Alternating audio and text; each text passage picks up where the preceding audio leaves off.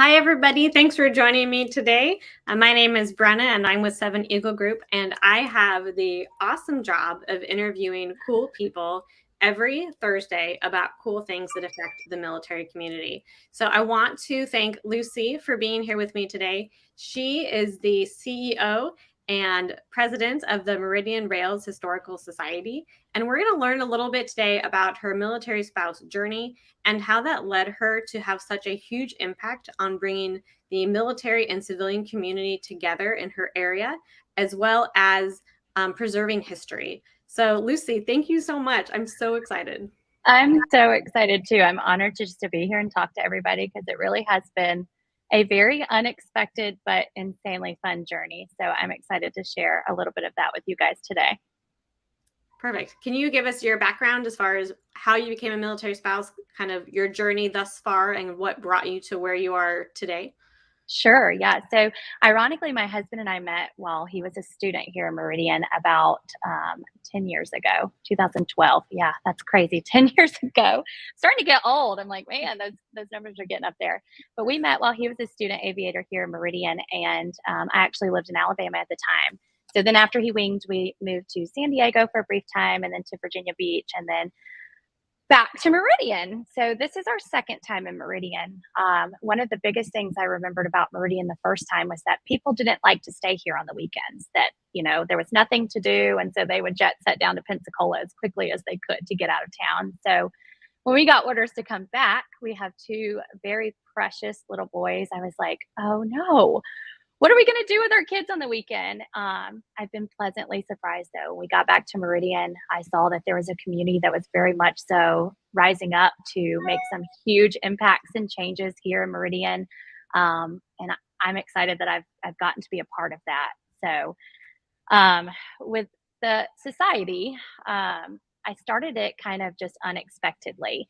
Back in 2020, I had two little boys, one of which loved trains more than he could explain. And I'm a history lover and I have a background in graphic design. That's what I did some in Virginia Beach. I also was a program director there with the Little Gym. So member engagement, community involvement has always been something that's kind of been embedded in my DNA.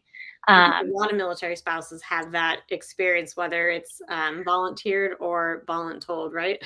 Right. I think a big part of why that comes so naturally is all of the events that we go to between Fighter Ball for us, networking with different people and talking to different people and it just becomes something that you're used to doing because in some ways, I've felt responsible to represent my family and my husband at all of those. And so that's something that's really been a skill that I've used here getting this project done. So I was working on a design for a friend, a fellow military spouse, actually, who has a real estate business here. And she wanted something that was just all Meridian based. And so anytime I do a design, the best way to do that is to start researching what the subject is. And I started diving into the history and I found out that this town was literally founded on the railroads. And meanwhile, I'm looking to take my kid to Chattanooga to go see a train. I'm like, why don't we have that here? We should. So I started asking questions and I felt the need to do something about it. And man, did it take off quickly, very, very quickly. We found out that there was a really good railroad museum here about 5 years ago. And then unfortunately through some not current, but previous administration changes, they lost this building. But we also found out that this building was only for railroad museum purposes only. And so we went to the city and worked with them and they donated the building outright to us and we were able to open our doors. And now we host field trips and railroad safety courses for drivers, brand new teen drivers that are coming and don't know anything about railroad crossings. You are in the museum right now, like what we see. I am in the museum. Yeah. So this is, it was the former Railway Express Agency building, which if you're not a railroad buff, which I was not 2 years ago, basically what that is, it was like the DHL of locomotive times. They would pick up packages and drop packages off locally via rail. Obviously we know that air travel made that look a little different, but we still know that freight's the biggest way that we move things in our economy. So yeah, so we're here in the museum now. Those are train horns behind me over on this side. We have a lot of those, but yeah, this is the museum. That is very cool. So, what is the most surprising thing you learned about yourself when you started this historical society? I have learned that I am capable, very capable of figuring things out. I did not know how to run a nonprofit when I started this. I did not know anything about grant writing, but I knew that I knew people that did. And so I think one of the things is that I've learned that I'm very resourceful through this process, and the community that surrounded me and helping us get to where we are. It's just amazing to see that whether military or local, when there's a good objective and a good goal, it really forces people to come together and push forward to get it done.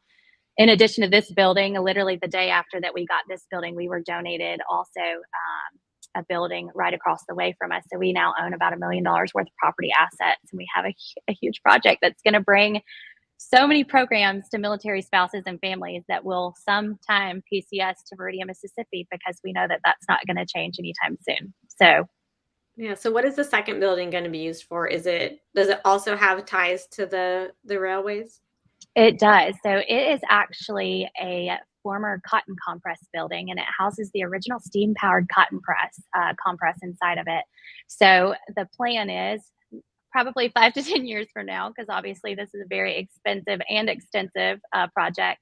We'd like to make a much larger railroad museum that has moving trains coming in and out that people can actually get on and experience history instead of just looking at it. So we know that, you know, in other places that this is being done, it brings so much economic growth. And with everything that Meridian's doing right now, we would be a great addition to that. So it's a huge deal for us.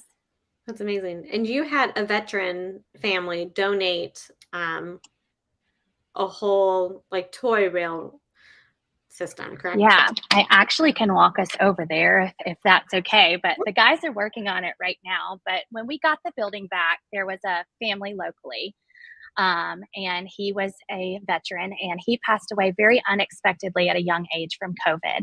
And she donated his entire collection, which we've expanded to be a little bit larger. And the guys are building it out right now. So it's going to look a mess, but model railroading is a process here. I'll try to step out of the frame. Oh, wow. So they've laid track down here. They're working on building up all of those are going to be mountains that will be painted and things like that. So, and this building is actually an exact replica. Well, not an exact, but a very close replica to Union Station that's actually right outside of our door, where Oh, Amtrak actually comes in and out. So I think most people don't realize there's a huge interest in art where the railroad community is concerned as well, because that's an art project if I've ever seen one. yeah, it really is. Our local museum, the Museum of Aviation at Warner Robins Air Force Base in Georgia, has a railway group that comes every Thanksgiving time frame, and they set up for a week in a big hangar, and I just can't get my kids out of there enough. I love seeing the passion and the history, and they are able to just like replicate little towns, and I love that they're able to preserve that history aspect of it. Well, kids are so amazing too. That they really learn through play, and I think that just the opportunity to provide those parallel play moments. You know, a lot of my background too was working at a franchise called the Little Gym, which I worked at in Chesapeake, Virginia. We were stationed in Oceana. I worked there for years, and I understand the importance of those developmental milestones and having programs readily available for moms. And, you know, one of the biggest reasons I did this was because I grew up with girls. I had no idea how to raise a boy or how to bond with a boy. I had a sister. And so, you know, this kind of just became Connor, my oldest son, and I's thing that we did together. And I want all moms to have that opportunity to bond with their sons over something. And we go chase trains when we're having sad days because it just makes us happy and it's our thing together. So it's really special. Yeah, I love the video you posted yesterday, I think, of you guys hunting down a train. Um, we have a train that's just outside our base, like a lot of bases do when they used to have to move equipment and fuel and people that way. And every time we get stuck, leaving the base, the kids think it is the best thing. Yeah. When I'm trying to Ironically, when I was little, sorry, go ahead. when I'm trying to get somewhere, it's not the best thing, but it is fun to watch all the trains go by. when I was little, I used to just scream. I hated I hated trains, and now like here I am running a railroad museum. So my mom is just I grew up in a very small town in Athens, Alabama, which also right now is getting massively huge. But she's like, it's so ironic that you're like the director of a railroad museum, but when you were little, I dreaded it because you would just scream the entire time. So, and I've only ridden on really one train before, and so I kind of joke that it's funny, you know, I've learned a lot, but I knew so little, but I knew that it was something that had to be done. So you just, when you see those moments, you just take them, you just go for it. Yeah, so like you said, you've learned grant writing. I'm sure volunteer management, like you said, you've already done in the past. What other skills do you think are unique to being a military spouse that you have utilized? Being adaptable is the biggest thing. You know, we as military spouses go through so much change. And, you know, I think one of the most difficult things for me is just not having family in town and having to figure out ways to be a mom, a wife, and then also do something that's meaningful for me. It's all about balance. And I think being a military spouse has really helped me have some perspective on all of the aspects of my life that are important and how to balance those. And it's taken a long time, but military spouses are so adaptable because we're used to juggling a lot of things and doing it with little to no help. And so I think overall, it's cool to see us thrive in those type of moments because that is a skill that's a benefit that we've learned. It may not always feel like a benefit in the moment, but we managed to make it work, you know? Yeah. So how much coffee is required for you to drink to run this and your own life? Oh, all of the coffee. It gets crazy. And I think the benefit too is that my kids do love being here so much. You know, I think more than coffee, it's just lots of time in the museum with my kids, trying not to scream at them for undoing what I'm doing. Mhm. But yeah, copious amounts of coffee. Yeah. And to, you know, I work early in the morning, I work late at night, and they are going to school full time this year. So I'm super excited Oh, to yeah. Just to have that little bit of time to help. because you said there's going to be school field trips. So are their classes going to set up a field trip to come visit mom at the train museum? Yes, and the funny part about that is that my son thinks that he's me when his classmates come because he doesn't let them. He's like, "No, you can't touch that.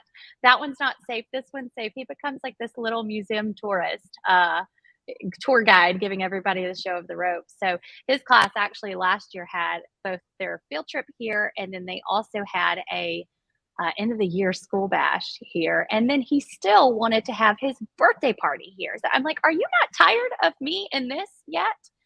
But he's not. He loves it. But it is always interesting when he comes because actually, when his field trip came, we read the Operation Lifesaver books, which is called Train and Track, and it talks about how trains can't stop on a dime and that you never play around railroad tracks and things like that.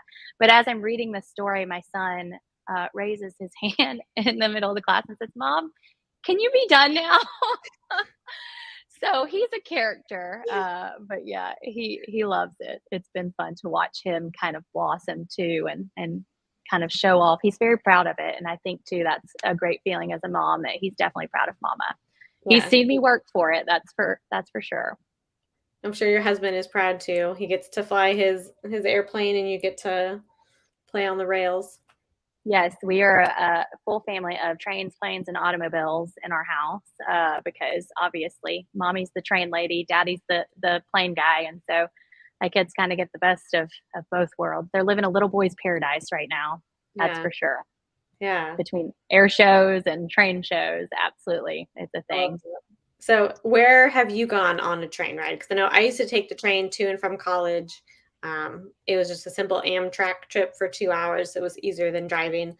What is your personal train experience? You said you've been on it once. So I literally have ridden the trolley in New Orleans. So we went. Well, actually, I take that back. I've ridden two. So I rode the trolley in New Orleans. We actually went down last year to see the Union Pacific Big Boy, which is the largest operational steam locomotive. We went down to see that, and that was kind of my first, I guess, train experience. But I did ride it when we were in Philadelphia, just the public transit train. But we do have a trip planned. I have a bucket list. I want to go out to the Western Maryland and ride the 1309. that's a little bucket list item of mine. And then also TVRM, we're hoping to go there this fall as well when it cools off a bit. It's too hot right now. Our Way bucket too hot. list is to go down to Disney for a couple days, and there is at one of the hotels they have one of the original like train cars from Walt Disney's Railroad. Yeah. And then we want to take the car train so we can put our car on the train and then take it all the way up from Florida to the DC area. And then drive up and go see my sister who lives in New Hampshire, and probably my boss, Jordy. I'm going to come see you in Seven Eagle, make a little stop there too. But that's kind of my dream because I know the kids want to go on the train, and I want to see my sister. So that'll be the best of both worlds, and to have our car come with us. Yeah, you can pack me along in your suitcase if you want. I will absolutely come. Yeah, you get like the train car that has the bathroom and yes, yeah, it's amazing too. I think a lot of people are really seeing the possibility of rail transit. You look at European countries and you see what they're doing and how easy it is to just hop on a train and go somewhere. And my hope is that the infrastructure gets a lot better, and that's something that someday in the future my kids will get to experience. There's a lot of private tourist railroads that are opening up a lot of great operations too. Kentucky Steam is one of them. I mean, there's just so many great ones that I absolutely love to follow in their journeys. And it's a little intimidating too, because you see, we also have a steam locomotive that we would like to relocate, and that's the engine we would like to eventually restore to operational. So in a sense of things that I've had to crash course on, I knew nothing about the procedures of moving locomotives, but that's another thing that I've had to learn about, and also how to go to the city and the state and try to figure out the permits and things like that. So eventually someday maybe you can come right on my train here and take a little trip in the South. That's the goal. That would be awesome. I know that so cool. I've experienced like I said, the one to college. I've been in Europe before and gotten my Euro-Rail pass and kind of done that thing. I've taken the bullet train in Japan. And so I love train travel. I think that it is so easy. And relaxing too. I mean, we live in a society where people just want to get there and get there fast, and be there and be able to do all the things. But sometimes it's better for us to just enjoy and then rush when we get there, So I think that is a long lost luxury that people just can't even fathom anymore. But back in the day, that was how people did things. It was a vacation to be able to go. And this building actually was a part of the original depot that was built in 1906. And so that's a kind of cool piece of history as well. Just thinking about all the passengers that came through and sat, on these benches and things like that. It's kind of amazing to think about. So those are the original benches that had been in that building? Yes, these were part of the depot. Yeah.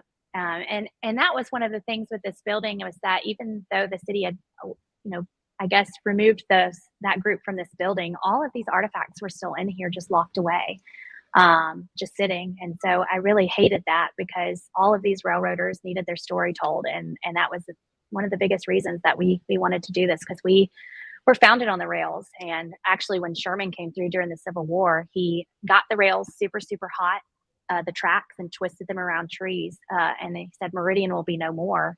Well, this city rebuilt the tracks in 26 working days to become the largest city in the state of Mississippi then. So the fact that there was no railroad museum, that had to change. So yeah, that's a great little piece of history. It really is. We actually have a little replica of what that would have looked like outside. And it's kind of incredible just to see how much heat that would have taken to do that. And how much effort it would have taken to undo that. But they somehow did it. Yeah. So people of Meridian are strong, I tell you. Okay. So with there being the base and the population, how has having this museum kind of helped integrate the base populace with the civilian populace? One of the biggest things I noticed when we moved to Meridian was that there wasn't a bridge in the gap between military and then locals. And so I think now, especially with all the growth that's happening downtown, there are more and more people that have seen the transition that I've kind of done. I feel more like a local nowadays. Like I really do, because I interact with these people on a daily basis. I'm downtown all the time, so they just kind of feel like family. And now we see some spouses that are volunteering for other events like the Sip and Savor. And overall, through the power of social media is the biggest thing. All of the word about the stuff that's happening downtown is kind of spreading and reaching the base a little bit better than it used to. That was one of the things around the same time that I kind of started this. I also had a social blog that I did, which was called the Mississippi Social Bee. And I would just go around and kind of take pictures of stuff and post it on social media. I'd never been in there, so I was just curious. And especially in a town like this, there's a lot of locally owned businesses, and a lot more people are doing that. And I think that it's just so much more improvement. And now the community seems way more integrated, and there's a lot more progress happening that way. Military spouses can be very powerful in communities like this, especially when they believe.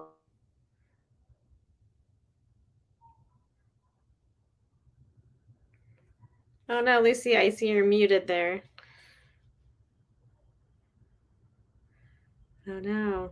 Okay, well, it looks like we're having some technical difficulties. Oh, okay. There you go. There we go. We're good now. I got muted somehow. Yeah, so the impact that military spouses I think that local. Yes, I'm seeing so much more of that now, and them getting involved and just being such a powerhouse, and volunteering for these things to help this be a better base to be stationed at, so that it's not a downer when you get orders to come to Meridian. It should be something that's exciting, and so much is happening here right now that I think that it will really be a place that people want to come to. That's awesome. I think we can all kind of take a cue from you and make sure that we're exploring our local area. So we're stationed here in Georgia, and I know a lot of people like to jet off to Savannah or Atlanta on the weekends, but there's so much in the local area, and sometimes it just takes a little bit of exploring or finding someone that has, a local blog that's willing to go out there and kind of do some of the footwork a little bit ahead of you. And there was absolutely. Oh, go ahead. Have you been to a Savannah Bananas game? Because I've heard that they're amazing. I have not. We have the Macon biscuits, or no, the Macon bacon here. And I know that at Maxwell, they have the biscuits. So I'm from Fresno, California, and we have Fresno State is huge on their football, and they have the Grizzlies. So I do have a funny story about, I got hit in the face at a baseball game when I was like 11. No. Yeah, it just hit me like straight in the face. So now I'm very careful, since I broke my nose very badly, that I make sure I'm sitting in the correct spot. I know they have like nets up now, but all the safety and security that is now at college baseball games is probably because I got hit in the face, and then the next day my sister also got hit in the face. Oh no! With her parents same weekend. Well, I brought them up because the power of LinkedIn and TikTok. I have just become so engulfed with this franchise, and I don't even know it's a franchise at this point. But they do the TikTok dances on the baseball field, and it is probably the most entertaining thing I've ever seen. But what a genius idea to come up with something that outside of the box and promote it the way that he has. And it's just been so successful. I think that it's a big lesson too, like with this, the more awareness that we spread on social media, the more impactful we've been. I think the older generation that may have been running this museum before just didn't know how to utilize those marketing tools, and social media can really be powerful. It really, really can. So I think that has really been a huge part of our success. And I would imagine the Savannah Bananas are probably accrediting it to that too. I mean, it's just amazing to watch what they've done. Yeah, tapping into the local community. So MFAN had a military family support study, and it showed that people who are more connected to their local community have higher or better mental health and better physical health. So I'm sure that you are helping to kind of raise people up in your area and make sure that they are finding that they're included, and especially the community seeing that their history has not been forgotten. And for a military spouse to come and recognize it, I think is phenomenal. I think as a military spouse, every place that we've gone, there's something for me to do there. There's a reason that I'm supposed to be there. There's something I want to leave there. And I think that every military spouse should really try if they can, and I know that it's hard sometimes, to look at PCS as an opportunity to find what your purpose is in this next place. So that's really been a big thing for us. I will be completely honest, and if you're from Meridian and you're watching this, I'm so sorry. I was not happy when we got orders here. I was devastated, and for some of our military spouses, I think that most of them would agree that a long time ago, not a long time ago, a few years ago even, people just did not want to come here. It was when I got actually asked to be in a local organization by a friend that I started to realize that any situation can be what I want it to be, and as successful and as impactful as I want it to be. And so, although this has been hard and probably the most challenging thing that I've ever done, I've never been more proud of something. And I feel like as a military spouse, I know that I'm leaving things for other military spouses and the community in the future. Heaven forbid I ever leave, which is not on the plan anytime soon. Well, my husband did get hired at FedEx, but we can obviously commute and stay here. But we're trying to decide exactly what that is. But I'm so embedded here that like I can't. It's hard to think about ever leaving. Yeah. But if I do, I know that I left something good. It's making that support system that we have in the military. And then, like you said, once you get out, you have to figure out what that new support system is really going to look like. Yep. Yeah. And I have that here in local community. If I ever needed something, I know 30 people I could call to help me out, and they're all locals. So they do support us, and they know that we're here. They do. You've said so many powerful words about how military spouses can apply themselves. And then, of course, everything you're doing right now is directly applicable to future careers for you. Maybe on the train system or elsewhere. But I admire you for finding the best in a situation and then loving it so much that you are so satisfied and you're happy to be where you are.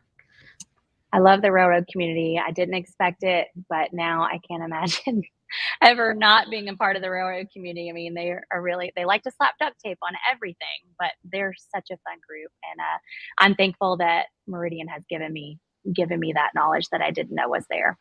Perfect. Do you have any last words for those that are watching, or do you want to also, if you want to introduce our guest for next week, I'll let you do that too. It's who we talked about earlier, right? Yeah. Okay. Because I drink a lot of coffee. Obviously, I know this person, but Ariel Resupply Coffee Company, Mike, is going to be on with you next week, from what I understand. I'm so excited. I'm going to have my Christmas coffee brewed. It arrives tomorrow. Good. But yes, so thank you so much, Lucy, for being with me. Thank you so much for having me. And for those that have been following our journey, thank you for supporting us, and join us at RailFest this year, November 5th. We're going to have downtown, the Norfolk Southern Lawman Band is headlining it, which is a huge deal. So if you want to see what we've been doing, come see it in person November 5th, 8 to 4. Perfect. Thank you so much. And thanks for joining us. Thank you so much. Nice to meet you. Have a good one.